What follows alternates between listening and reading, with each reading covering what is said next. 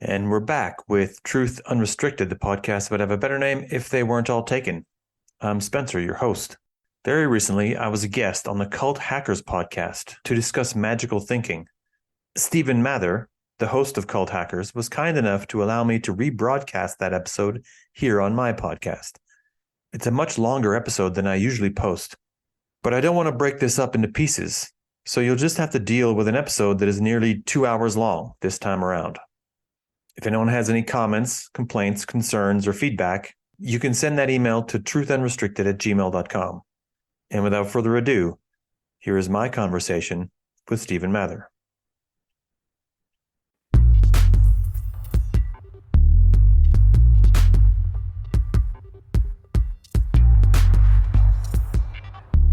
Okay, welcome Cult Hackers. My name is Stephen Mather. I'm an organisational psychologist and I was raised in a cult.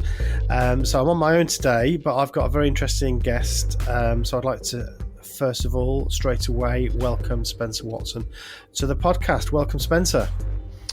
Thank you. Very glad to be here. So Spencer has his own podcast, and I was very lucky enough to be a guest on his podcast about a year ago or so, called Truth Unrestricted. And I think we're quite sympathetic to each other's topics and ways of thinking. So I had a topic in mind that I thought I need somebody to help me talk and think about this, and Spencer was the man. So do you want to tell people a little bit about your podcast before we start, and then Sure. That might give people a bit of an understanding of why I wanted to talk to you. Yeah, I have a podcast called Truth Unrestricted. It has a strange name on purpose. It's mostly, we review individual concepts one at a time. So for people who are listening to this that used to listen to your podcast, that would be very familiar. And we like to question things about them, things that we accept about them without complaint that maybe we should complain about. So in that way, it's a little bit of perhaps societal protest, but also trying to take a fresh view because, as I explained in an early episode of the podcast, I think differently. I do. And it's not a thing that I can hide. I've tried at some points in my life to fit in with people, to think the way other people are thinking about a lot of things. And it works for a bit, and then it stops working because I'm just not wired that way. I think in a different fashion than other people, and it doesn't make me better at thinking. It doesn't make me, faster or slower or anything like that. It's just, I see things differently. So I've always had this, and I've had some friends who've been at times frustrated or delighted sometimes by it. So I thought I should finally do a podcast, and we should dive into some of those things because, That's interesting. I've the way I would describe your approach on your podcast is you're incredibly analytical. So you very carefully, very methodically approach a topic. So the thing that's prompted me to want to talk to you is, I suppose there's a phrase called magical thinking that I've come across a few times. For me, the idea of magical thinking is, and I think that's one of the tricky bits, is to define what that means. But for me, it's related to things that don't have any particular sort of scientific evidence for them, and neither do they need them for those people that hold these beliefs. There's something other than a scientific, rational explanation to the world. There's another explanation, something else that's going on, and there's acts that then create other things that happen in the world that don't seem to have any direct causal relation. So these things like superstitions, things like astrology, things like that would be examples of magical thinking.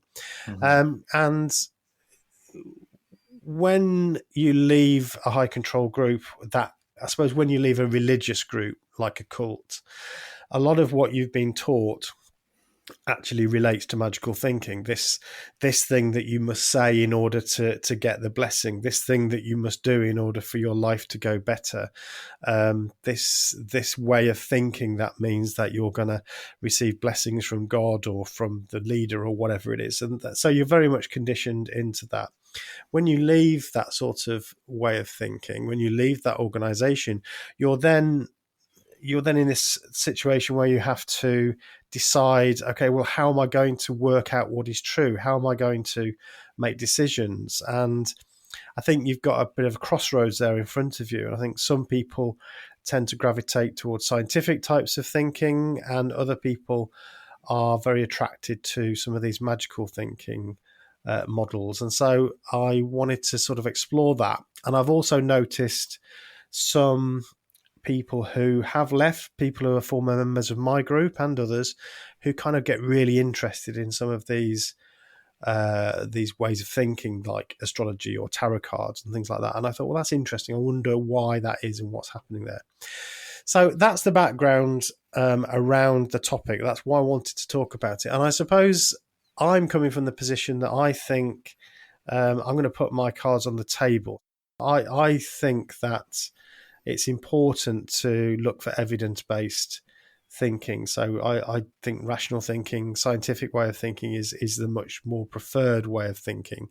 But then the question is, well, okay, let's defend that then. Let's defend that position, or can I defend that position? And so that's kind of where I'm coming from. So a long introduction, Spencer, sorry about that. But No I problem. wondered what your sort of initial thoughts are around that. I found in preparing this podcast, this is the bit that I found most difficult. How do we get into the topic? So I don't know whether you've got any way you can help me from that little introduction, or that long introduction. Well, in thinking about the topic, I wrapped it around a neuroscientific concept. And I think that as far as the nuts and bolts go, I think there is sort of a way to view this that gives us at least a working hypothesis to, compare against the world, maybe to see something and whether or not it's true. If you don't mind, I'll take a few minutes here and take off with that. So, I mentioned neuroscience. There is a concept in neuroscience that's generally just kind of called the models in the mind. So everything that your senses take in isn't directly connected to the conscious part of your mind. There's sort of an interpretive buffer that's happening there with, perception is part of this and all of that. So that part of your brain is then interpreting all of your senses and then choosing which ones to, and the order in which to tell your conscious mind. And so this is like the first level where we understand that there is in the present moment, you're viewing things in front of you and you're hearing things and you're, all of this put together. Your brain is sort of lying to you in very small ways to try to make the picture make sense to you, to make it fit. And this is the model. Everything in your brain is just a virtual representation of everything, just like a computer virtually represents things. You're not really on my screen. You're a replica of yourself on my screen. And the same thing's happening inside your mind, inside my mind, everyone's mind. So that's like the first view is that we have this. And then we also have, of course, as soon as you leave a moment, you leave a thing, you also have a memory of a previous thing. And then you have, so already you get the concept that you have object permanence, you have a model of what was previously the world, and because you understand something about cause and effect, you have some idea of what the future world will look like. And it's never perfect, because evolution is not trying to make anything perfect. It's trying to make everything good enough. We get the Goldilocks version of this. If you tried to have a brain that was making everything perfect, it would take way too many resources. Yeah. So with this, we have the idea of a model, but this is a model, when we first describe it, it's a model for representing tangible things, the objects in your world, the things that other people could also view. And so in this, we get, this is like objective reality. This is kind of what we describe. You and I are both looking at a table that we're in a room with. We're not really in a room, but if we were, there was a table. We could both describe the table. We could both touch it, look at it. We both confirm that it's there. And this becomes something like shared reality because it's a tangible thing. But as soon as you move into the next step, which is like trying to describe intangible things, your brain still has a model of this, but when I describe the model in a mind, this is just a metaphor because it's not really quite exactly how the brain is doing everything. It's just sort of how I arrange words to describe it so that you can understand it. And as soon as we get to talking about intangible things and how a person makes a model of the intangible world around us, the social relationships, concepts like hope and trust, this gets fuzzy in a hurry, because it's possible then for two people to have a conversation about the same concept and each of them to have completely different models of it, and neither one can notice because they're not both taking in something from the objective world to describe it. So that's my introduction, where we look at this as what the brain's actually doing, but your model, how you think the world works, there's no way to know that another person is thinking that world works that same way. We have to make some assumptions in order to live with each other. And those assumptions are not I mean, even what you know of the world isn't necessarily absolutely correct, but the assumptions you have of what another person thinks the world is definitely going to be more incorrect. So that's my intro to this. What's your first take on what you're thinking? Yeah, I think that's so. I obviously, with my psychology training, that I definitely recognise and agree with all of that.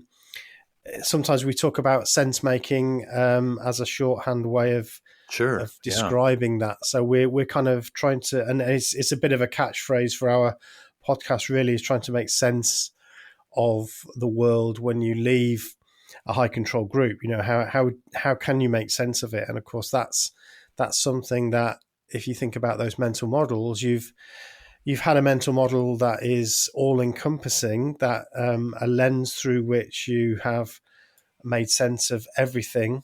And that is whatever that belief system was that you were indoctrinated into, you know. So there's a war, and this is an example of the last days. This is an example of prophecy coming true. There's a famine somewhere, and again, this is an example of prophecy coming true. There's a terrible disease that seems to afflict a group of people practicing something that you were told was wrong, like the AIDS example in the 90s, for instance. And that was an example in our mind as Jehovah's Witnesses that this was, you know, an example of what happens when you don't follow God's rules. And so, yeah, that's the mental model that you've had. Now, when you leave that, you're now unpicking all of those things, and I think it's very attractive to still be attached to some of those ways of thinking. It seems to me that a lot of magical thinking is essentially a misunderstanding of correlations, and that would sit in line with your description. So we have to make we have to spot correlations in the world, and this is an evolutionary benefit. You know, we very even primitive animals notice movement, and that's important to be able to notice movement, because if you see movement, that movement is either going to come to eat you, or you might want to eat it, I suppose. So there's a correlation there between the inputs that you are getting. I agree they're not necessarily an exact representation of what's really happening in the world, but they are an approximation of what's happening. That is the way that your brain is giving you information about the world. You've noticed a correlation between that and something else. Movement correlates with food, or correlates with an enemy, or correlates with a threat. Therefore, we are very good as human beings. In fact, all animals are very good at spotting danger, because that's an ancient skill that we've all gained. But basically, it's a correlation. You know, that sound is scary, I need to run, or that sound equals I need to run. And there's something there that's happened in our evolutionary past that gives us this sensation of fear or hunger or whatever, that then helps us to take some action, to behave in some way. And it feels to me like what's going on with things like superstitions or like different practices around foretelling the future or like astrology and so on, is that we are spotting correlations when there actually aren't any mathematical correlations that are significant, but we are seeing them anyway. We are thinking that, you know, the traditional one where the footballer, the sports player has to put his left boot on before he puts his right boot on. Yeah. This is a correlation that he's noticed. He won a match, you know, in his early career, and he noticed that he always seemed to win when he put his left boot on before he put his right boot on, and now he would always do that. This is a performance now that he has to do, and that's because he has spotted a correlation that he now believes. Either he believes it in a very positive sense, that if he does this, then he's got a better chance of winning, or he's just scared of not doing it, because why would you take the chance? You might as well do it because you're not losing anything. The fact that if you were to do the proper mathematical calculations, you could demonstrate that actually there is no correlation between these two things. And after, you know, 100 matches, you'd be able to tell that there wasn't actually a correlation. That doesn't matter. He will continue to do that thing because he spotted what he thinks is a correlation. So that's what I think is going on a lot of the time with magical thinking. Right. And that very much maps onto what you said. I think it is like that sits with that model of the brain. Right. Yeah. I mean, I consider superstition to be like clumsy cause and effect, right? It's an attempt to work out something that happened in the past and correlate it to something that will happen in the future. But you're just sort of cobbling together two things. And like I say, it's clumsy. It doesn't give very much predictive power. Yeah. And this is actually, when it comes down to it, this is how a lot of these belief systems seem to work. That, you know, you in a room, one part of the world, by saying something or by even thinking something, can have an impact on somewhere else in the world.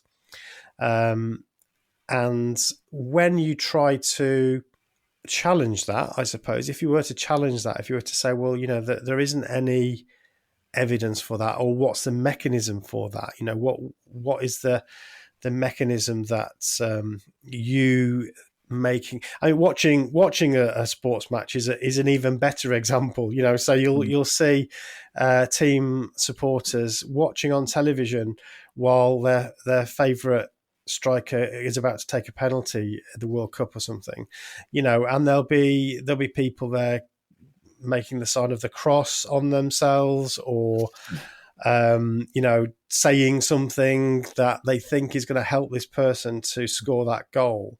Right. And the idea that you could have some impact upon the result of that match by you sitting in a room watching a TV clearly there's no scientific basis for that. You could just about say there might be some, if you're in the stadium, if you're part of a crowd that is cheering for somebody, okay, there is some possibility that you could be influencing the event. But if you're just sitting watching a television on the other side of the world, there's clearly nothing that you can do. And yet people will imagine that they can have an impact. And then I suppose I would also say that perhaps even the most scientific minded of us will still get caught up in that moment, and there's a part of us that might still suspend that understanding that actually we can't have any control over it. So we're almost praying to some imaginary football deity that that can make that happen, you know. So it feels quite a human thing to do, and it's a mistake, I think, in terms of rational thinking, but it's also quite a natural thing to do. So yeah, that's but it is the way that a lot of these systems of belief seem to work. Yeah, I mean, I don't think there's a greater demonstration for how to show that that's a real thing, real in that it's a thing people experience, Yeah. than to record the game and watch it later. And you're Yes. still just as excited as you would be. Like, you imagine that it's still happening in real time right in front of you, when you might really know that this happened earlier. I avoided all the, Yeah. all the scores, that I'm just watching it now, but I'm just as excited as I would have been if it were happening right, in real time Yeah. on the other side of the planet. And right. Yeah. And you're still shouting, come on, come on, Yeah. Yeah. and, No, we can do this. Yeah. Right. yes. We did So do that, this. Maybe I'm finding out what the roll of dice came to. Yeah. exactly, it's already happened. It's a very strange thing. There's horse racing examples of this. You can go to certain establishments, I believe, and you can bet on horse races that have already happened. They're just recorded, and you can still bet on them, and so on. And you'll still see people doing their same sort of whatever it is. They have to lick their finger, or they have to whatever do this strange little action that gives them the Rituals. look that they Yeah. need. Exactly. So there's something there that I think is quite interesting.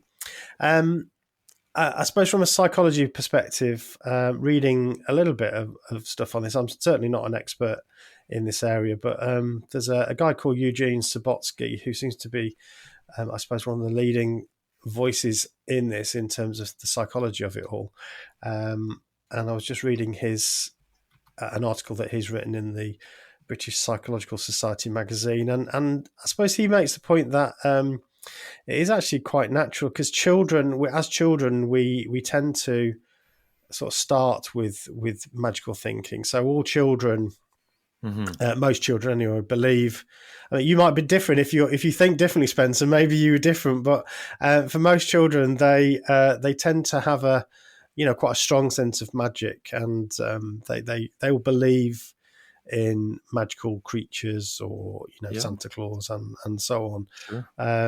And experimentally, we can see that there's some quite really interesting experiments around 4 to 6 year olds who are told about a magic table or something that can bring little plastic animals to life, but they're first asked, do they believe in magic? Do they think that magic can happen? And they say no, they don't think that magic is real. But when the experimenter leaves the room, you'll see the children there trying to make the magic happen. So there's something there that which is kind of sweet and also really interesting. There's something there that, although they verbally will say no, I don't think magic is true or real, they actually, they're very quick. They're very willing to suspend that belief and imagine that these animals. Yeah. Yeah. Right. Yeah. So it's something that's there as a child, and then I think the received wisdom is that we grow out of that. By the time we're 9, then we're becoming much more rational, and we don't really believe that anymore. But I think Subotsky is challenging that. He actually says that, or his work seems to suggest that whilst we're probably a bit harder in our or a bit stronger in our willingness to count against magic, still, when the chips are down, people do respond back to magical thinking. So especially when the stakes are high. So he makes the point when perhaps people have not very many opportunities, or are very ill, for instance, in those cases, then they start to look for alternative medicines that have no scientific evidence, or they start to think about magical ways that they could be healed and things like that. So actually, perhaps we never lose this sense, and there's some possible reasons for that. But I think that's quite interesting. In the case of people who have a loved one who suffers from an illness that medical science says they can't cure or something, the thing that leads them to want to believe other things is hope. It's we generally think of hope as a positive thing. It generally has a lot of positive aspects, but it can also mislead us. It is just as irrational as everything that is irrational. I mean, we talk about fear and hatred are irrational. Hope is also irrational, just like fear and hatred. That's not, and that's not you know, I don't want anyone to come away from this saying, oh, this guy says we shouldn't hope for things. That's not it either. Uh, Fear and hate and hope and love and I can't think of any others right now, but they are all part of what it is to be human. And yeah, it can mislead us. It doesn't mean we shouldn't do it. You know, no one says we shouldn't love either. It's very irrational, but no one's advocating for, you know what, we should get rid of this love thing because, you know, it's led to so many heartbreaks. Look at how many divorces there've been. And all those people thought they were in love. That's ridiculous. But when you talk about children haven't formed, like when I go back to neuroscience, children haven't formed their full model of the world yet, right? They have a much smaller world. It has many more possibilities, almost because they haven't built up all of the parts of the world yet. When I think about what you did, Stephen, when I listen to your podcast, and you mentioned quite a lot about how you left, and you were, I think you were roughly 30, if I do the math right. That's right. And you, up until that point, had lived your whole life as a Jehovah's Witness, and you had a model of the world in your mind using the parlance I've introduced now. And when you left, I mean, you didn't flick a switch and leave. It must have happened over some time. You had to essentially remove parts of the model that were in your mind. I mean, that's what everyone who does this has to do. This is how they have to do it. And I mean, you couldn't leave Jehovah's Witness and still believe all the things that they believed. Otherwise, first of all, why would you leave? But also, once you removed those things, you had to replace them with something else. Because if, for example, and I'm not totally sure all the various beliefs that happen in Jehovah's Witness, so please forgive if this is actually one or not. This is just an example. If, for example, you held a belief in your life that demons were active in the world and they were making things happen, and you saw certain things and you knew that those things were happening because demons were at play, and then you wanted to leave whatever group that was, and you wanted to join the real world, and then you had to remove the belief in demons. Well, suddenly, not only can you just, I mean, you have to remove the demons, but you had certain things that you were sure the demons were causing. There was a cause and effect thing going on there, and you have to find out what was really causing those things. It's also possible that when you do that, you don't find the real cause.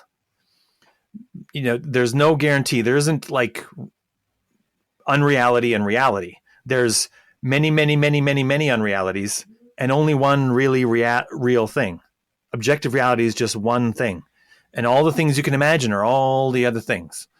And so it's possible when you replace the belief in demons, you replace it with something else that's also just as unreal. Because unless you, I mean, how far you go in removing the things that you're sure are not real is also, you know, difficult to determine, because you don't even know where to start with that, right? I mean, that's I think is a reason why I'm very interested in your story, because it tells me a lot about, I mean, you have a really good understanding of what process you went through. Even if you don't use the same words I would use, you do describe it very well, of the process you went through. And I think it's interesting that you called your podcast, What Should I Think About, when you first started it, because you were looking to examine each of the things to see how I should view them. You were, I think even now, still taking parts of your previous world and, you know, questioning them again, maybe even thinking about removing them because you're not sure which ones are real or not. And that process is incredibly valuable. I think it's a thing that led you to much success. The willingness to question things that someone else might have never questioned is really the strength that I think you have. And I admire it. I'm not sure how well I would have done if I had to do that. And so, yeah, like, what was that like for you? Like, maybe if you could describe a little bit more of, and try to couch it in the terms I have with the model, trying to tear down a model and put something else in its place, hoping only in some cases that that was still real, that what you were replacing, it was more real than the thing you were removing. Thank you for listening to Cult Hackers, an indie podcast. That means we're not part of a big media organisation with huge advertising budgets and massive reach. So just by listening to this, you're supporting the little guy. The hardest thing for us is not content. We love recording episodes and talking to amazing and interesting people. No, by far the hardest thing is getting in front of the potential millions of listeners out there, with millions of podcasts scrambling for attention. And here's where you can help. Simply by telling people about the podcast. Just telling somebody about it can really help. You can share an episode on social media or private messaging using your app, or on some apps you can leave a rating, and better still, say a few words. So please help us get Cult Hackers in front of more people. And now back to the podcast.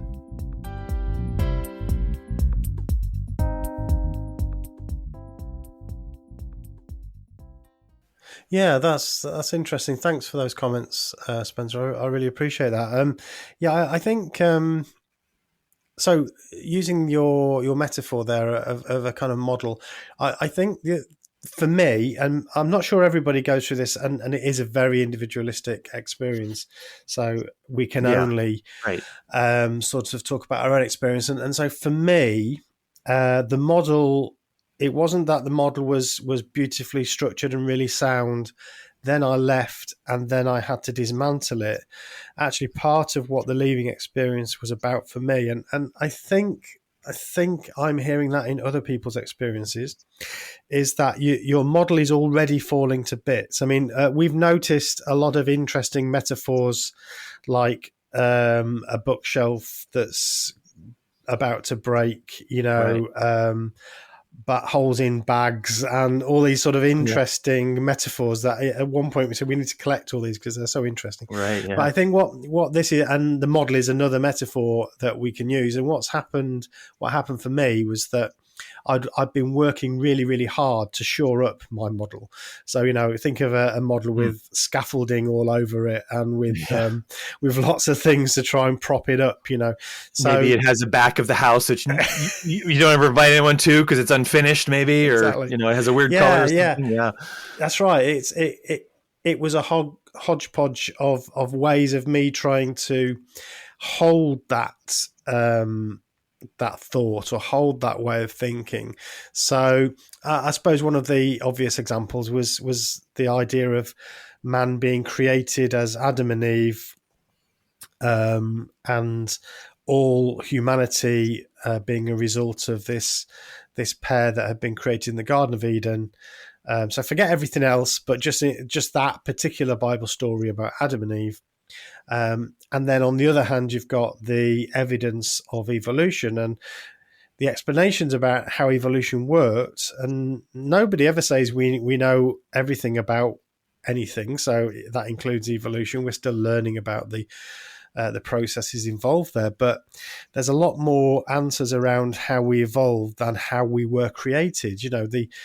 God created the heavens and the earth, and He created mankind. That's it. That's the explanation. So there's no depth to that. It's just a statement. Whereas with evolution, okay, so there must be a mechanism there. Let's learn about the mechanism. Okay, that's the mechanism.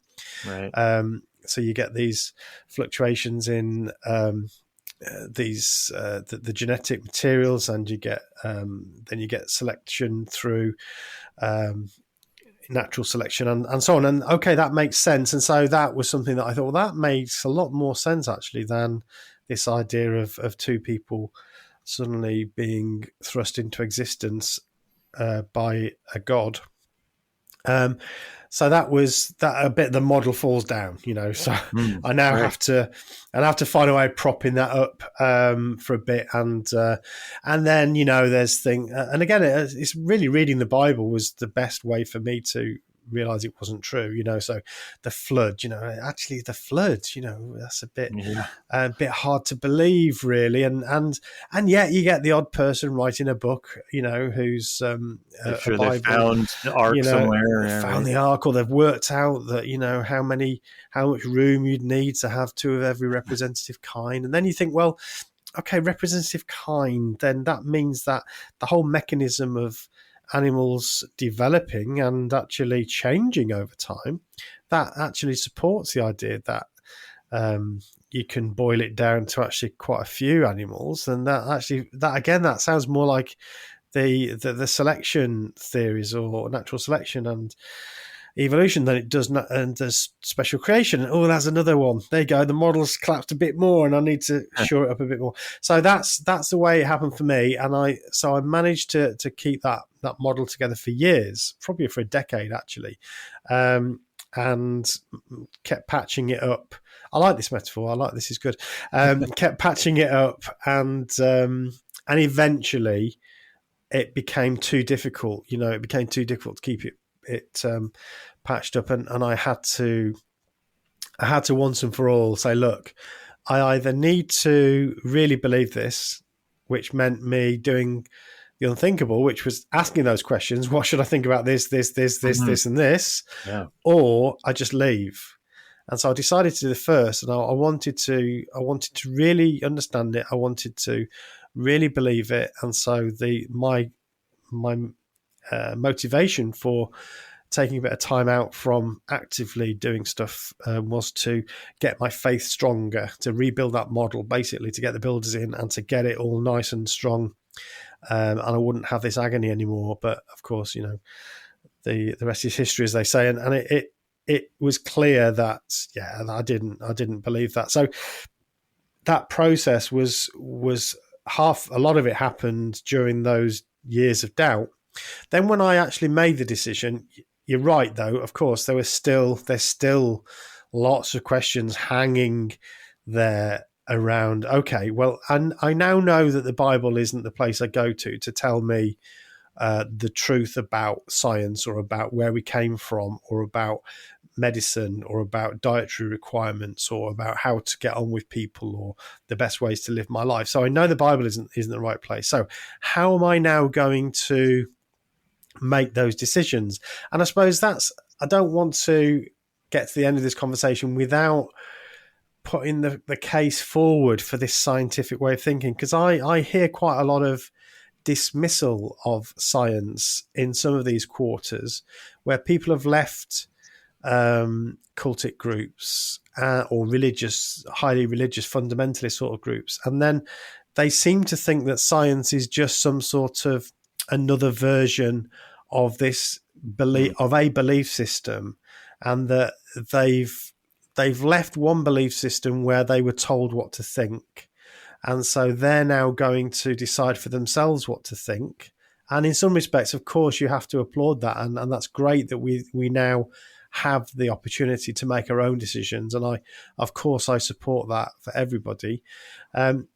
But I feel a sort of sadness when I see people just tarring science with that brush and actually saying, yeah, well, I'm going to believe what I want to believe. I don't have to believe anything anymore because I now have the power to make my own decisions.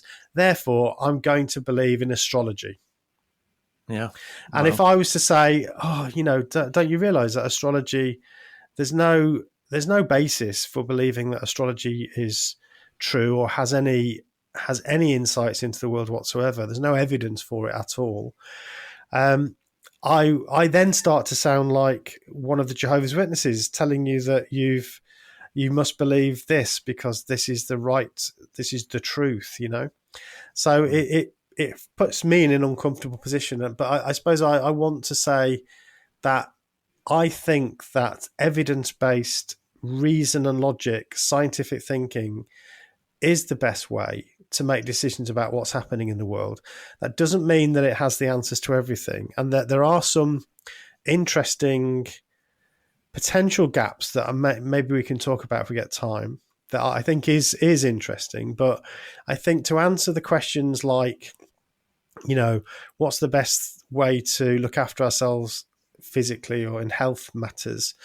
What's the best way to get on with each other? What's the best way to understand how we got here and what's going on in the physical world? I think science is the way, you know, because it has a method that says we'll have a hypothesis. We think this might be it. We've got good reason to believe that this might be the truth. This is what's going to happen when this happens and then this happens. We think we know. Let's test it. Or let's observe it in the real world, and then we can see whether our hypothesis is true, whether what we thought was going to happen does happen. And if it doesn't, then we're back to the drawing board. If it does happen, then we've got evidence for it. Now, that doesn't mean it's always gonna, you know, we know everything about it. No, there'll still be more to learn, but at least we've got some evidence. And then you have other people that do other types of experiment with similar hypotheses or something slightly different that builds upon the last one, and that's how we learn more about the world. And I want to put the case forward for that being the best way to understand what's going on in the world. Yeah, I think what you said there is very spot on. I think that the part that I would underline only is about the testing, because the thing that's the greatest strength about science is the repeatability of the experiments. Without that, science would be just a religion. It would be just a cobbled together series of superstitions. But because you can do the same experiments that were previously done, and if you do them in the same way, you have symmetry of a testing environment, you will get the same results. And if you do have the same environment and you get a different result, then you've already discovered something better. People think that this happens all the time. I think some people think this happens all the time, and that a gang of thugs or something comes by and destroys the lab where the tests happen or something. That's not true at all. There are some grifters who will try to insinuate that they've had their results or they've had their interpretations buried or silenced in some way. But that's not how science works. It just really isn't how science works. If they were able to convince people around them that they were right because of the reasoning that they used, then they would be on top. Everyone points to, I've said it before on my podcast, but everyone points to, the man that changed everything in the world once upon a time. And in our more recent memory, that's Albert Einstein. He took a result that, it wasn't even his experiment. Someone else 40 years before had already done. And he explained it in a way that made it make sense, because they just had something that just didn't make sense. They didn't know what it meant. They just said, I don't know what this means, but we find this. And it got replicated. It was, everyone knew this happened, but they didn't know why. And then he explained it. And yeah, there was no one in the world thought that his thing was true until he said it. And then everyone else kind of, all the people who were, very educated and thinking hard about this all give a collective facepalm essentially and said, oh, of course. Very few people said, well, it's Einstein kid. He's stupid. No one should listen to him. And the people who did say that either didn't read what he said or they had something else to sell, because he convinced first all the people who knew all the intricate details and were on the same level as he was as far as physics went. And then after he convinced them, the news came out to the world. Like, there weren't radio shows when he was, but if he went first to a radio show and said, hey, look, I found this thing, how ridiculous a world would that have been? Because that's not how he did it. He convinced all of his peers first. And if you can't convince your scientific peers of a thing, then your scientific finding isn't good enough. You need more evidence at the very least. So go Yeah. find it instead of just complaining on a podcast about it. Yeah, That's what they do, absolutely. though. That's what they do. Yeah. Yeah. I think physics is a tricky one in some respects, because the where we're up to now with physics is a world that is so far removed from I think what a layperson can understand. So it's based around very advanced mathematics, and essentially a Yeah. lot of what is predicted is really on the basis of mathematics. But so if somebody shows you a mathematical proof, unless you understand that language, then it just doesn't mean anything. But I think what then happens, so Einstein's calculations and his theories that he published were then used as the basis for predictions about all sorts of things, Yeah.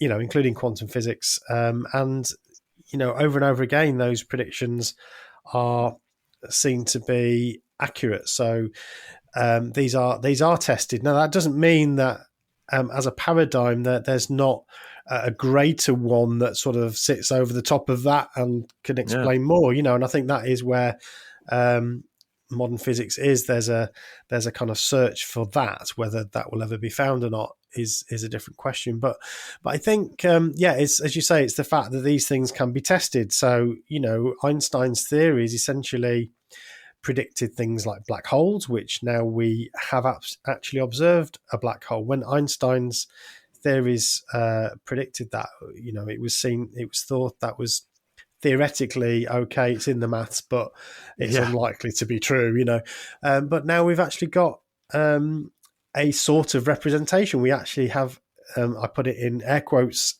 seen a black hole. We have a picture of one. Things like gravitational waves, another good example of something that was theoretically worked out, and then you build the instruments to see if you can measure that, and lo and behold, we have measured those things. So so if you were to apply the same test to something like astrology, let's say, and I am picking on astrology in a way, and I think that's perhaps a bit unfair because there's lots of these belief systems, but everybody kind of knows a bit about astrology, I suppose.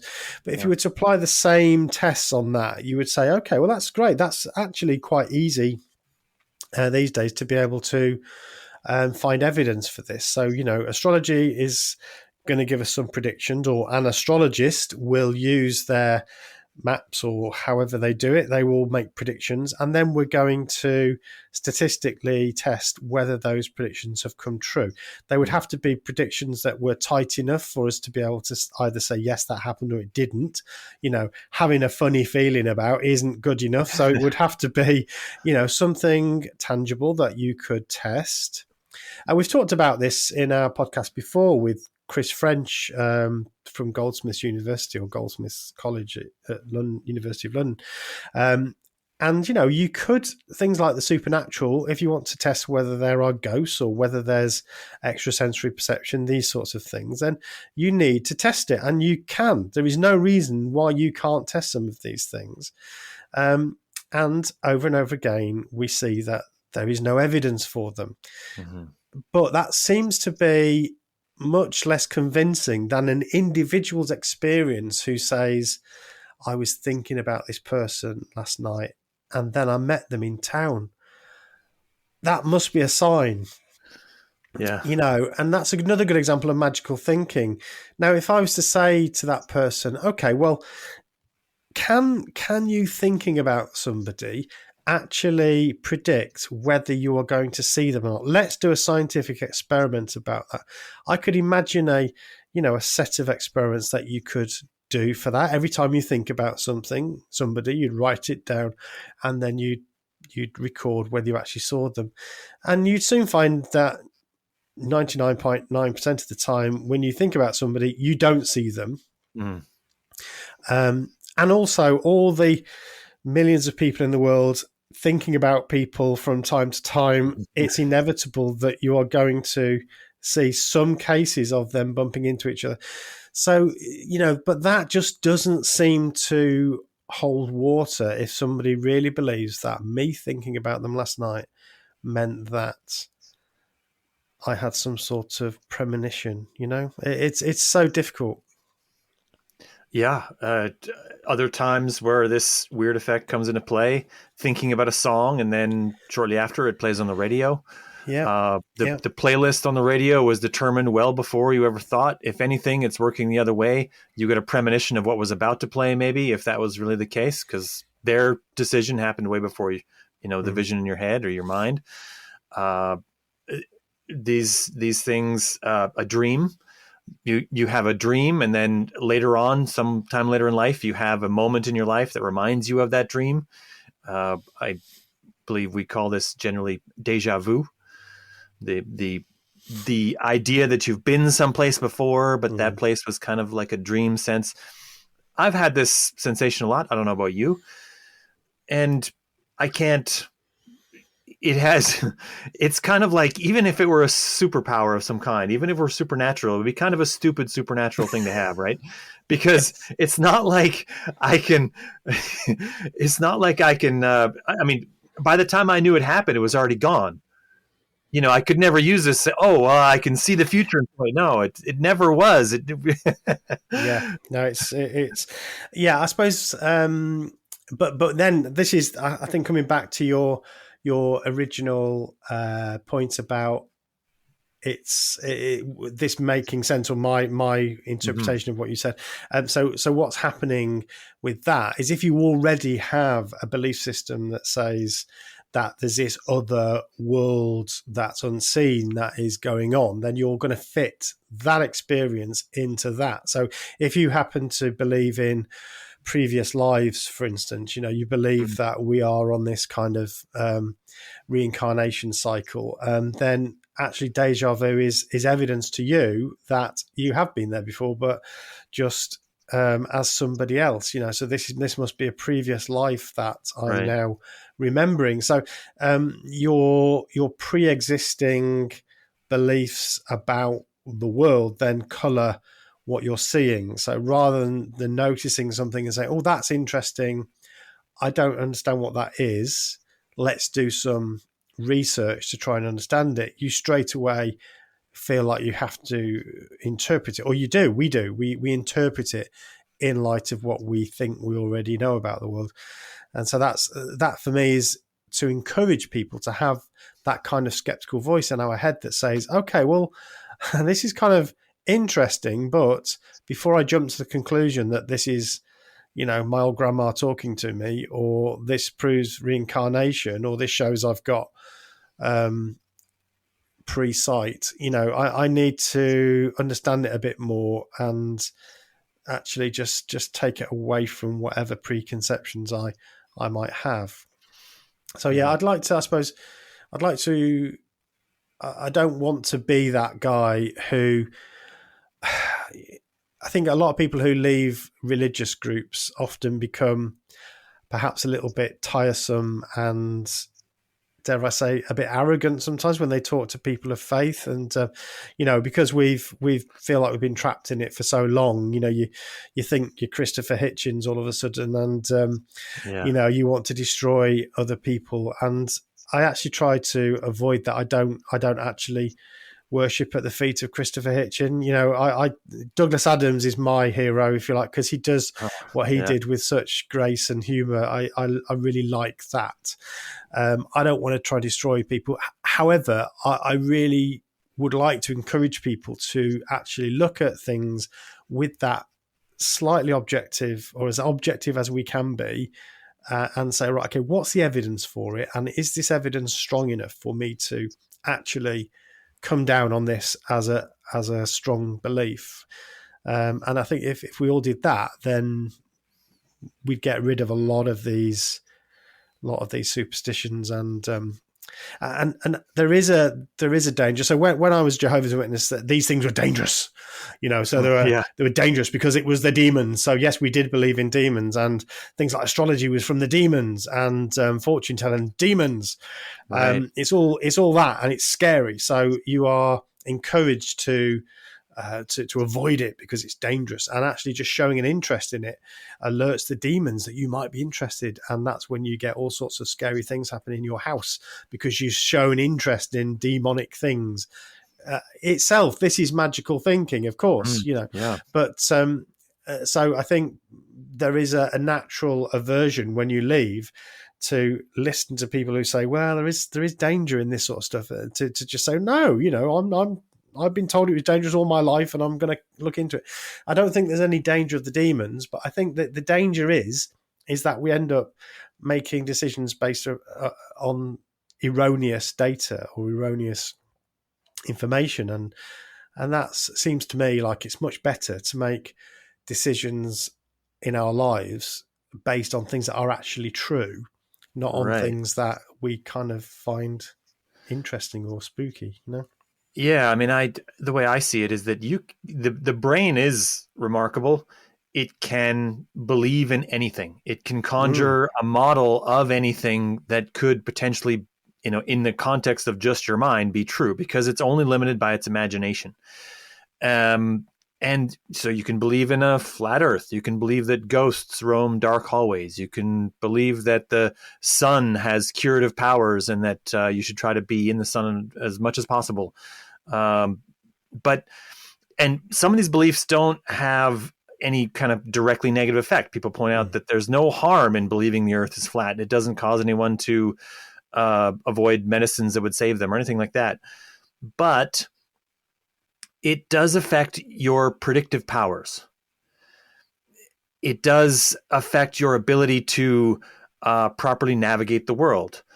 It was only by having our beliefs be guided solely by objective reality that we were able to create all the technologies that we've created. Believing in a flat Earth and all the things that come with it would never have allowed us to make the internet and cell phones and cars and all of this. That wouldn't be possible. I think that's right, and just medicine was the obvious one. I think so. Before we had medicine that was developed through objective research, we've always, I suppose, as long as history and prehistory has been recorded, there's been people who prepared potions and lotions and attempts to save lives. These are attempts to do good things by saving lives. Right. Yeah, absolutely. So and medical procedures and so on. So there's always been that. It's only fairly recently, in the last sort of 100 years or so, 150 years, that we developed medicines based upon proper evidence-based research, where you test something and then you see what happens. And of course, there's been some incredibly unethical behavior in some of these scientific breakthroughs. So there's something there, of course, that you can level at scientific progress. The cost to some creatures and people in terms of testing, but the method is the scientific method. Is right. Okay, we think this might have a positive effect on somebody, so let's test it. And so, antibiotics is a good example of that. Okay, that we stumbled upon perhaps this thing, and then we thought, okay, well, let's test it. Let's test it in control conditions and see whether it works. And yet, we're still having to bat off snake oils salesmen and women who have beliefs that this thing can save you from cancer or can help you with this thing or that thing, and there's absolutely no scientific evidence for that. And so this is another example of why I think it does matter if we are basing our beliefs upon evidence as opposed to just a feeling or the assertion of somebody that's telling us something. Right. Yeah. Well, medical, this is the ultimate gamble when you're going to gamble with your life. Yeah. If you're going to say that it's going to be surgery with a doctor that's gone to school for, I'm not even sure how many years they go to school for, but it's a lot. Mm-hmm. And they've studied the anatomy and they know exactly where to put the knife and at what times. And then, or you're going to take colloidal silver. And don't take Yeah. this colloidal silver. That's all I got to say. It doesn't have a cause and effect relationship that can save you from anything. And this is why, you know, it can matter a lot. So we're coming to our sort of hour, but I don't know Yeah. if you're okay for time, I'm okay Spencer. for time. Okay, We did this last time on my podcast. we I could did. go all day. I was so grateful that you gave me so much time. Yeah, I I have really a enjoyed whole the thought conversation. experiment I could go through if you'd like. But you know, we don't have to. Okay, we can do that. Oh yeah, this is fun. I love this. Let's do that. Before we do, maybe this Sure. we mustn't forget that your thought experiment. But I did want to raise, I suppose, not the antithesis of what I've said, what we've said, but the thing that I suppose, you know, you said some very nice things about, or some very, I feel, complimentary things about my thinking processes. And one of the things I do think is true is that I'm still asking the question, what should I think about? And so this is one of them. And I think, and perhaps my field of study, psychology, is particularly interesting in this regard, because psychology actually spans, on the one hand, a very positivist sort of scientific, rooted in science type of approach, and on the other extreme of people who will still be called psychologists and can still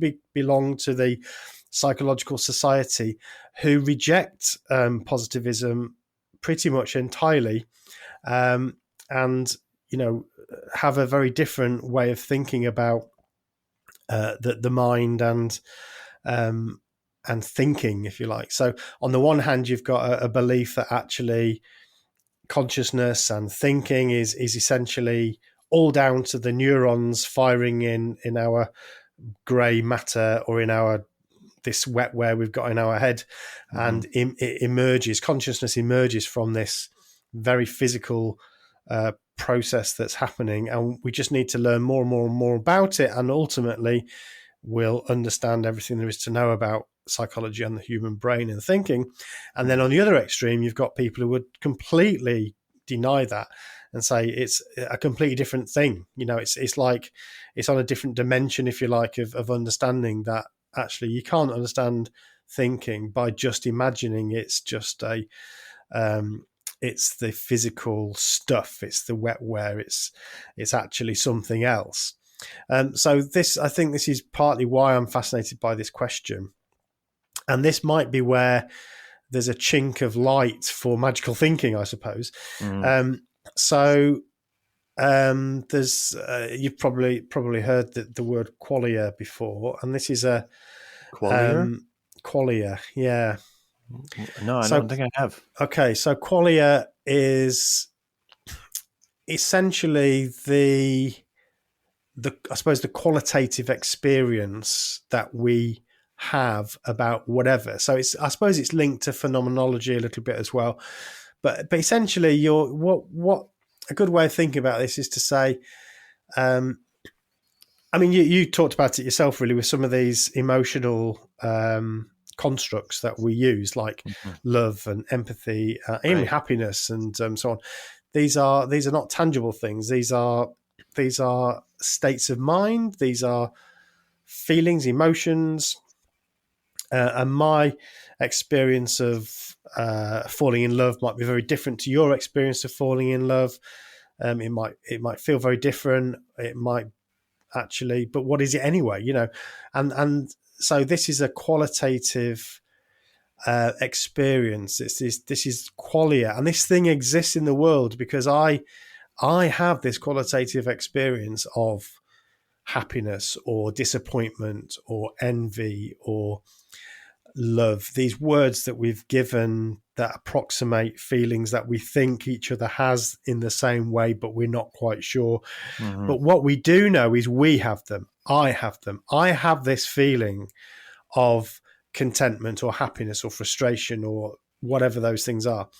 But they don't exist in the physical world, you know. So you might be able to put me in a brain scanner and scan which bits of my brain light up. In fact, we can do that, and we have, you know, neuroscience has given us lots of pretty pictures that show which areas of the brain sort of lights up in doing different things and thinking about different things.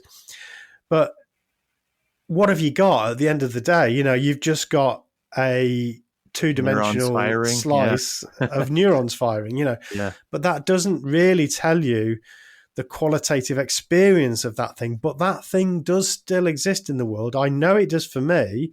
I can assume it does for you. And that, I think, is where this world of the ethereal, of the spiritual, can seem to exist. And I don't know how I feel about it. And very sort of scientific positivism would just dismiss that. But I don't quite know how to dismiss that. So I don't know what you think about that, Spencer. Oh, all right. Off the cuff. So first is, I think, I mean, part of what you're brushing up against here is what Descartes came to when he said, "I think, therefore I am." That's right. He was attempting to sort of think about how you know that anything at all is real, or perhaps everything is real. But in the end, the only thing he could be sure of was that he himself was real.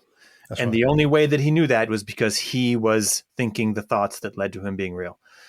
And so when you talk about the emotions that you feel and that you can't be certain that other people feel, or at least you might think they feel something, but you're not sure if they feel the same thing or the same way, and no one can know that. You're right next to, you're sitting on that rock right next to Descartes thinking of those things. Right? I mean, you're in conversation with him. Yeah. But when you talk about this idea that there's something ethereal, this seems to be the idea of a soul, right? That, I mean, this is the idea of dualism, that there's the mind and then there's a soul, and there's two separate things. And that this is a thing that leads to a lot of religious beliefs and concepts. Certainly people who believe in reincarnation will believe this, that your mind and your body get left behind when you die, and that your soul moves on and inhabits a new mind and body at some future point down the line, and that they're separate entities, and that, science has worked to find a soul. It hasn't found one. In the same way that science has worked to find God and hasn't found God. That's all science can say, is that it hasn't seen evidence of this thing. And that's all science ever says. I mean, everyone says, science says these things don't exist. That's never what science says. Agreed. Science says that it can't find evidence for a thing. It can't find evidence for telekinesis. It never, it's found people who claimed to telekinetically move things. But once they examined those people and they found the right conditions, they found that those people couldn't actually move anything with their mind. And the same thing was true for a host of other ethereal things. Ghosts, for example. We haven't found evidence of ghosts. Science hasn't really said that ghosts don't exist. We have to assume they don't exist until we find evidence for them. That's as close as we can come as far as science goes. But the soul is decidedly different. It's possible that the soul is an illusion of consciousness, that along with there being a self inside you that thinks and experiences emotions, etc., that in order to explain all of those things, a soul is mentioned, and then in mentioning to other people is, the idea gains a place in the model of your world. And of course it's intangible, obviously. There's I think when I was a kid, there was some people who shared a story about the idea that as soon as the human body moves from a living state to a non-living state, there was a very small amount of mass that was unaccounted for, and this was the soul. This has since been debunked. Was never found to be true. It was just a story. Because why would it be? Even if you believed in a soul, why would you believe it had mass? Yeah. It doesn't make any sense. So even that being debunked doesn't debunk the idea of a soul. In my mind, a soul is a form of magical thinking, mostly just because there's no proof that it exists. But of all the magical thoughts, it's the one that I find I least want to destroy or remove, right? Like, I want to get rid of the idea of a flat earth. I want to get rid of the idea of ghosts. I want to get rid of, because all of these things are attempting to explain things that are better explained by real phenomenon. Absolutely. Yeah. But I don't find the exact same thing to be true about a soul. And so, I mean, maybe it is that we learn more and we find that there's phenomenon that better explain the things that we put into the explanation of a soul.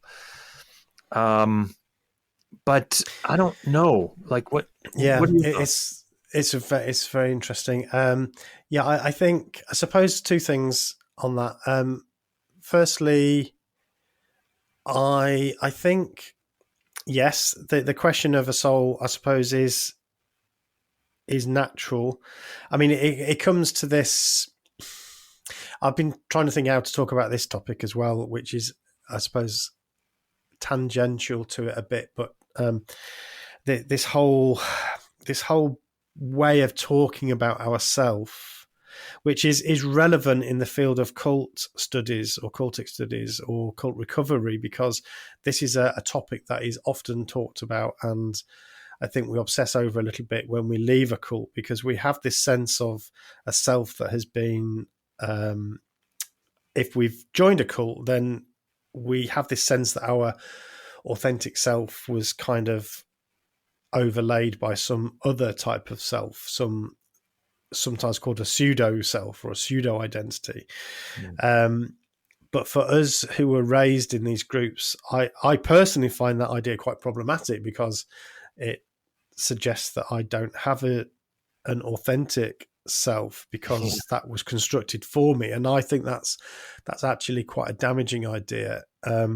So I've been quite vocal in trying to challenge some of the experts in this area, because I think it was fine when most cult survivors were people who joined groups, when they were sort of in their 20s or so on. I think that, okay, there's a utility in that model, because you can say, well, you need to return to the person you were, but that doesn't hold very much water either, because of course we are constantly changing, and right, and also the person you were is the person that joined a cult. So exactly, yeah. So I'm a whole new person. That do you really want to do that again? Yeah. Now, yeah, exactly. So, but when we talk about these things, we tend to talk about it as though we've got this kind of homunculus inside us that is driving the bus, that is the real self, and yet we are somehow, when we talk about ourselves, it's like we are trying to take a third person objective view of something that is we are ourselves. It's almost impossible to talk about. It's something that William James struggled with and talked about, and I mean, yes, sure, a lot of the philosophers as well, but it is kind of related to that, and that again, you end up with this what sounds quite a lot like a soul.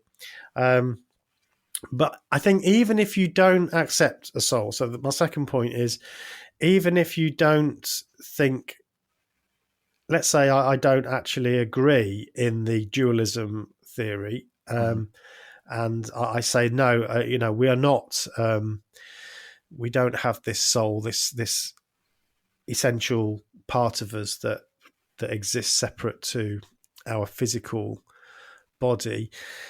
It's still a question that I don't know the answer to. This question, which is, we have this experience.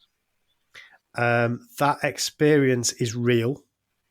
So, the reality is an important question an important word to bring up here. So what is real?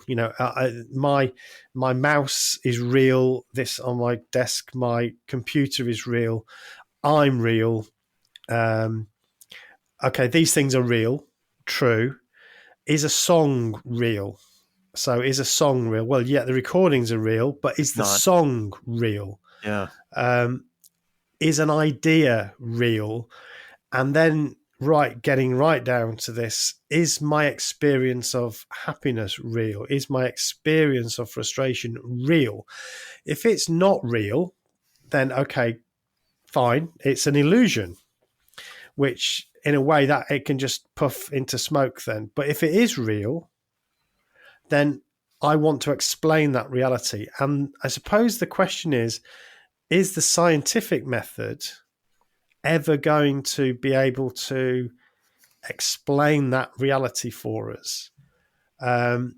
Or is there another way, a better way of understanding that reality, which is where the people in psychology who are not scientific positivists, that's their position, is that actually we're never going to find the answer by getting better scans of the brain. Our experience of the world is something that is a different type of reality altogether, and we need to find different ways of explaining that. And that isn't then subject to the same rigors of experimentation, of and we do see this difficulty in psychology. It's the behaviorists sort of went down the, we're not going to worry about pretending we can understand what's going on in the brain. All we can think about, all we're interested in is behavior. Therefore, they measured behavior and physical things that were happening to the animal. So saliva in a dog's jowls, or, Right. The amount of adrenaline running through a system, or so that's what they were measuring. And then we went back as psychologists, we started to think about psychology a bit like a computer program. And so when computers were invented, then we had a new model to think. And so we started to talk about cognitive psychology and flowcharts and so on. And I think we're still trying to struggle with how to really explain our thinking, how to explain thinking and I suppose consciousness. And I think the jury's out, actually, whether the scientific method is actually up to the job to really explain that stuff, or is there something else? So that's I suppose that's where I'm most interested. I don't actually think there is a soul that is separate. It could be an illusion, but it's still it's because it exists in the world, in the universe. In the universe, there is such a thing as Stephen's happiness. However you want to describe that, I know there is. Yeah. And yes, Descartes agreed that's kind of, but in a way that's kind of a red herring, because I can still assume that you also experience something, and I'm willing to do that. I'm willing to believe, Spencer, that you do exist and that you are experiencing the world. So I'm willing to take that leap. Okay. Thank you. But but it still, in a way, doesn't matter. Even if I was the only existed person in the world and everything else was an illusion, I still know, as Descartes pointed out, that that thing is there. Therefore, we have to account for it somehow. And that's the bit that science so far has not been able to do. And that's what leaves that little sliver open to all sorts of wacky ideas that don't actually have any evidence for them. Right. Or predictive power, right? Yeah. Because Descartes' view that he came to, he left it right where it lay. The extension of that would be that if you assume, I believe that the actual term is something like solipsism, where you believe that you're the only being that exists, you can quickly come to problems, because you soon realize that despite the fact that you're the only being that exists, the other beings still affect you. Unless you live in a place where no other conscious being exists, then their conscious decisions won't affect you. But that's not true for almost everyone. So assuming that other people really exist and that their consciousnesses exist and that they do so because they think leads you to a better ability to predict and navigate through the environment that you're in, which is undoubtedly a social environment in which many of your outcomes are actually heavily affected by the decisions of other people. So that's the part that has to be added in, I think, as an asterisk right behind what Descartes said, was that, yes, the only thing you can be certain of is that you exist, but assuming then after that that other people exist will lead you to a better outcome in life. But I remembered the thing that I was mentioned before that I want to talk about, because it actually works in nicely right here, which is that part of this makes this messy is that we have inside us a drive to explain everything. It takes a fair amount of restraint to not attempt to just explain everything. And this is a thing that scientists sort of have to learn as they go. And like I say, I admire your ability to have restraint in this, to not just, put a new coat of paint on it and drive it down the street. And this is where I come to as my thinking for a lot of things that are in the realm of conspiracy belief, which is that many people who have these beliefs, they are engaging in magical thinking. And in order to construct the model in their mind of that works, that because you mentioned that you were building a world and then you had to hold it up with scaffolding and you had to leave some parts unfinished. And it didn't quite fit. In the conspiracist mindset, these things are all the things that don't fit are all pushed to one spot in their house. It's like one room where all the things that don't fit go. And that's the conspiracy. The conspiracy is it's sort of a fudge factor. In engineering, you might have a fudge factor that helps everything fit. And that's the collection of things that don't quite fit, and they all go into one spot in their house. Only with a lot of these conspiracy beliefs, it leads to them having only one room in the house that works, and all the other rooms are filled with the grand conspiracy of the entire world is fake except for the one little part that they live in. And this is sort of where we are with thinking about, because you were talking about the soul, and I what you mentioned about the soul led me back to this and reminded me of this exact fact, is that the soul is, again, an attempt to explain something that we experience. And it's the need to explain it that leads us to this idea of the soul, that there is a thing inside me, and that it comforts me to think that perhaps when a loved one dies, that they, a piece of them carries on, and that their energy is, in some way their essence is continuing in the universe. And that's a very comforting thought. That's the need to explain how this works is the thing that leads us to a soul. It's like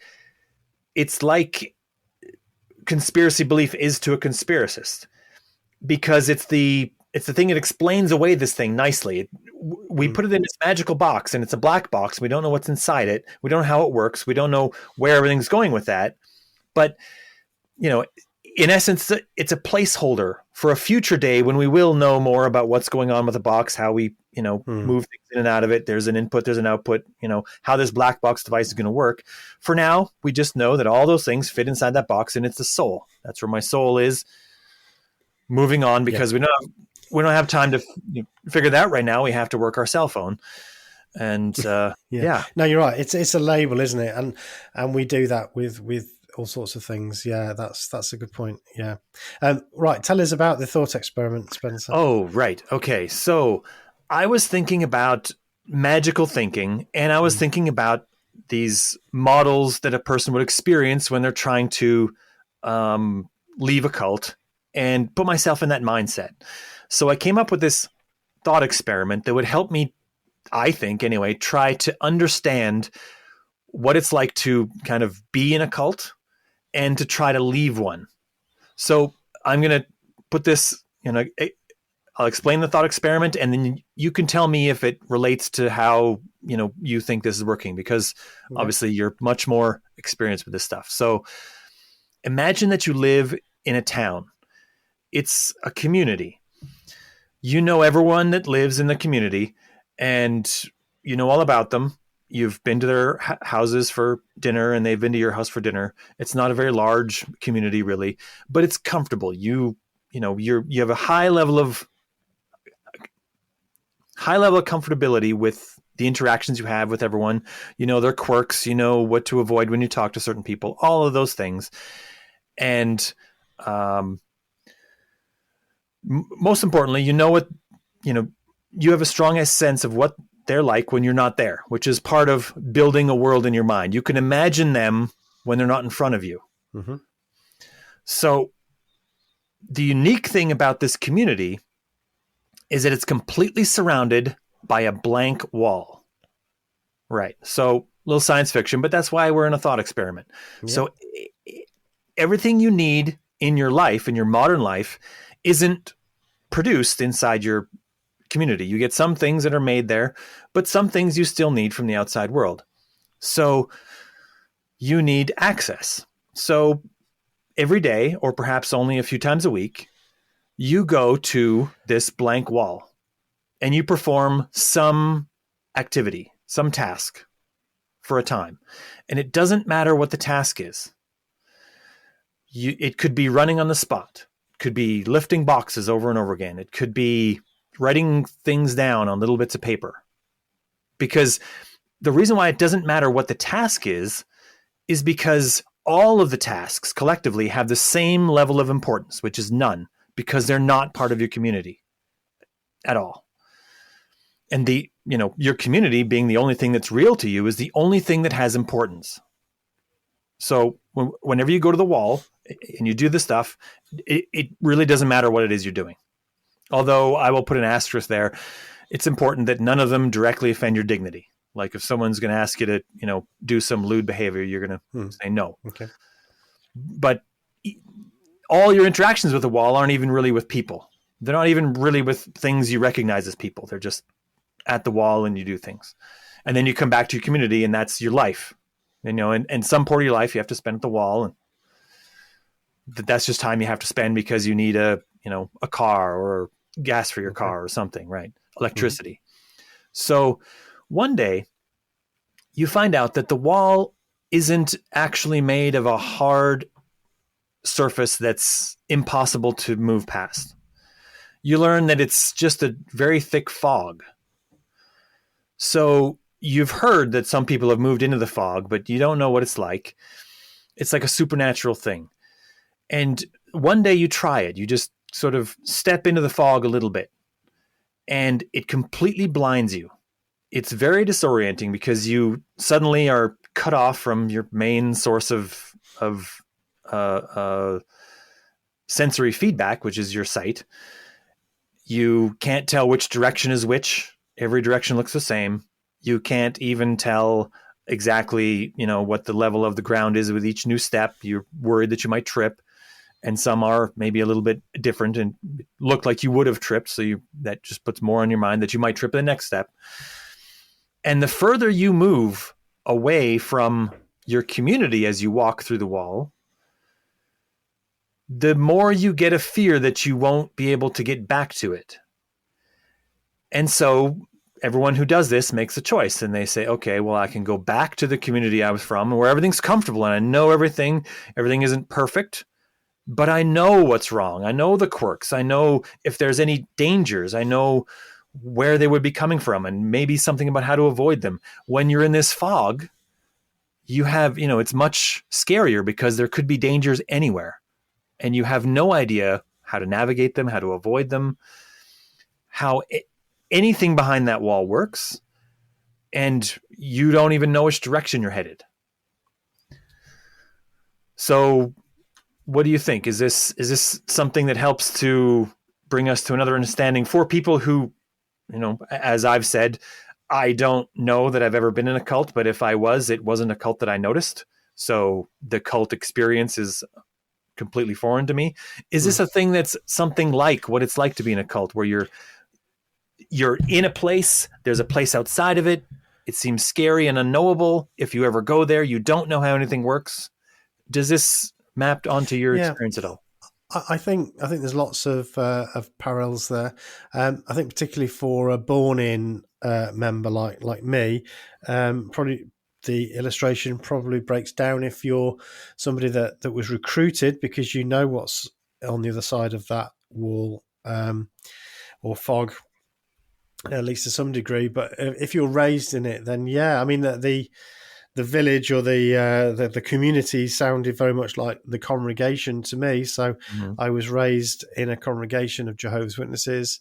I knew them all. We called them uncles and aunties. So all of the characters there were almost like family in certainly how we addressed them. And yes, they came round for dinner and we played sports with them and socialized and so on. So yeah, very much. And yeah, I think there's a lot of that there. I suppose that the one bit that I would say oversimplifies. Of course, it is another model, so this is Yeah, what it right. will. It's meant to exaggerate some things and ignore others, It's right? Right. needed to simplify, but I suppose that there is a fog, but there's also, and you it depends to some degree on the cult. So for some cults, Mm. they are so isolated. They are living. I mean, we've interviewed some people who've lived on a compound. Were raised in the Children of God, or Right. some other groups like that, and they were raised in a very isolated way. They didn't know how other people.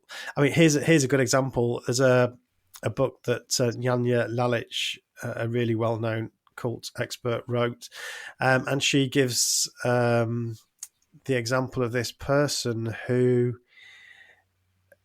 she left the group when she was like in her 20s, I think, but when she was just before that, she'd gone to town. Can't remember the detail, but she'd gone into town to get some provisions, and she heard somebody talking about something and having her own thoughts.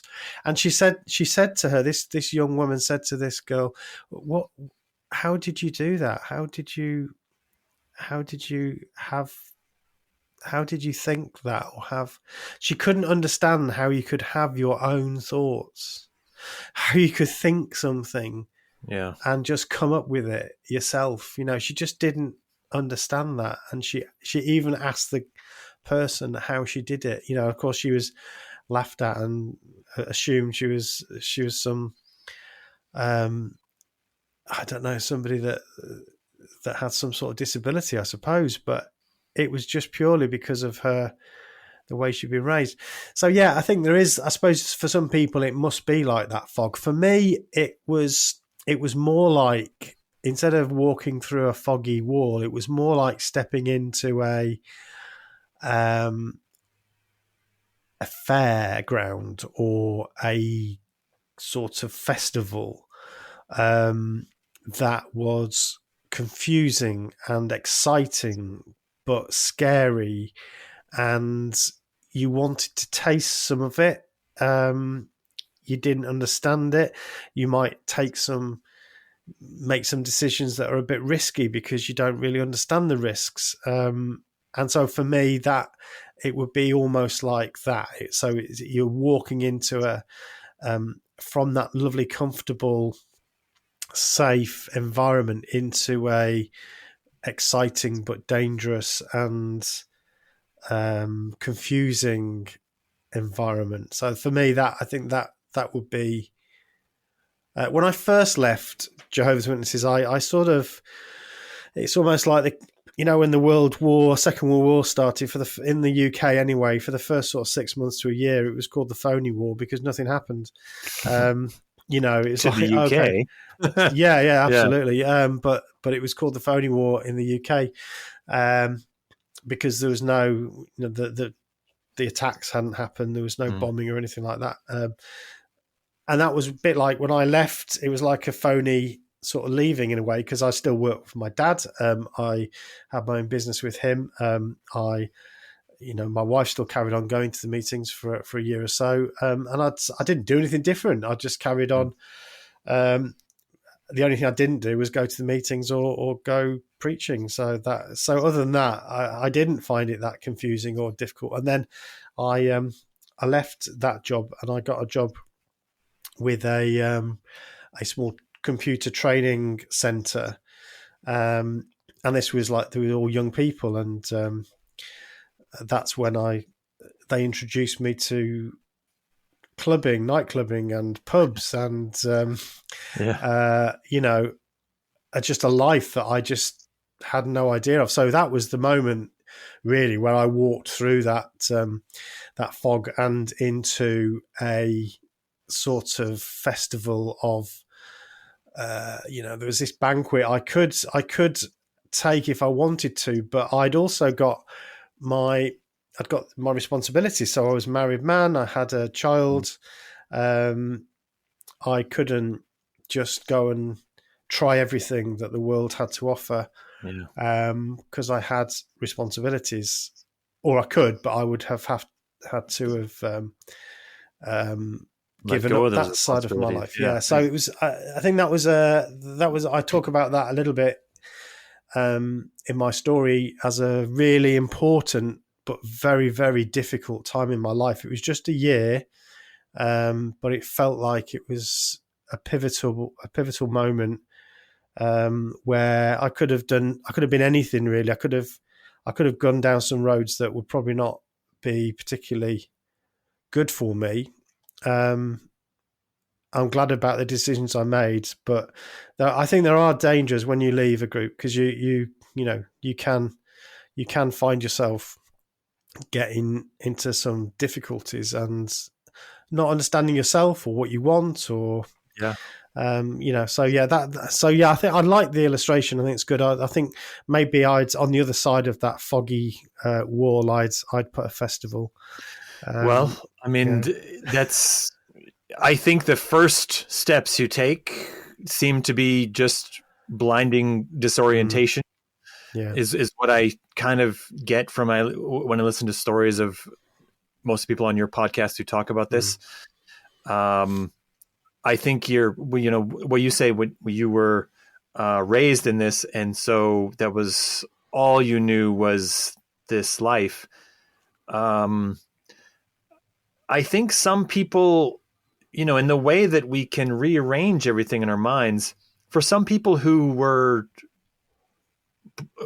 recruited to these situations, they still come to this place, I think, where they believe less that the people who are outside of the cult are important or even perhaps real.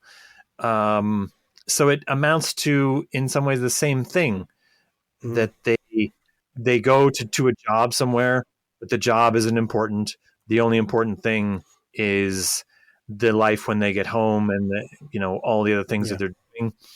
And as you say, there's some people who have cult scenarios where they are completely removed from society. They're in a compound of some kind. The real life is actually a phrase that we used. So that this is the real life. The world outside, that's not the real life. So that's very apt. Yeah. And yes, the going to work. So we went to work. Lots of Jehovah's Witnesses have their own businesses, but even then, they're doing things like cleaning windows or washing, cleaning offices or those sorts of things. Right. So they're jobs that don't have a great deal of kind of intellectual stimulation. No disrespect to people that do cleaning for a living, because it's very important jobs. And you can listen to podcasts a lot while you clean windows. Absolutely. But it doesn't really. It's not the sort of thing you think, I want a career in that, and that gives me intellectual stimulation. So very much like that. And if you did have a job, it had to be really just to pay the bills. It was really just to earn enough money to be able to pay the bills and to then dedicate your life to to serving Jehovah. So yeah, that is very apt. So yeah, I think that's that's very evocative. And I wonder how much of it, like when I talk about conspiracists who have to put everything that they can't account for into the conspiracist room. When I think about a cult and it's sort of at least intellectually cut the members off from society, how much the people in that society look at the world, in the entire world, as like a black box device that just has a set sequence of inputs that they give and a given sort of set of outputs that they'll get, and it's just transactional only. Is that, I mean, when I hear you describe it, that's kind of what I hear, is that it's just a great big black box device that surrounds them, and that all they do is they walk to that wall, they do their activity, they get their little tokens, they walk back and wait for the day when they have to spend the tokens on whatever they save their money for. Yeah, I think that is accurate. But as with many things around psychology, there are complications, because we are able to hold more than one thing as being real at the same time. So on the one hand, yes, that is exactly right. But on the other, you are encouraged to save people's lives by preaching to them and trying to bring them into, scare quotes, the truth. So you, again, the different cults are different, but Jehovah's Witnesses, they are very evangelical. So that certainly were, I mean, there are signs that, although they would deny this, but there are signs that might be slightly changing, at least in nature, but probably for another discussion. But that is still very much, I mean, they're called Jehovah's Witnesses because they are supposed to be testifying and bearing testimony, witness. And the idea is that they want to recruit people. Therefore, you have to be able to look at them as individuals and try to, engage with them as individuals. The idea that everyone is not real and that they're also are real because you have to save them is exactly. Two directly competitive things in your mind. Yeah. And it is, and yet, that is good explanation of how they can, on the one hand, talk about love and how, and the sheer horror that they see in the world, people killing each other in war and the diseases, and it breaks their hearts, to see this such terrible things happening to people. And we really, that people are desperate for the truth. They need to know the wonderful good news about the truth. So that's on one hand, but on the other, they're looking forward to Armageddon, when God is going to literally destroy 8 billion people, leaving their bodies, carcasses to rot, and birds feed on the dead bodies. There was also speculation about the fact that the people who survived Armageddon, pretty much only Jehovah's Witnesses, will be responsible for burying and getting rid of all the dead bodies. So this is these two things are just so different. The one hand, there's this emotional appeal to empathy, but on the other, it's can't wait for God to get rid of all of this. But the way he's going to get rid of it is by doing much worse than any of the wars that have happened on the earth ever. So it's contradictory. Right. Well, I think we're gonna have to end it there, Spencer. Right, that makes sense. Thank you so much for giving so much of your time. What a really interesting conversation. I'll be thinking about this now tonight and mulling it all over, because I've really enjoyed it. And I hope our listeners enjoy us mulling it over too. So thank you so much, Spencer, for coming on the show. Yeah, thank you.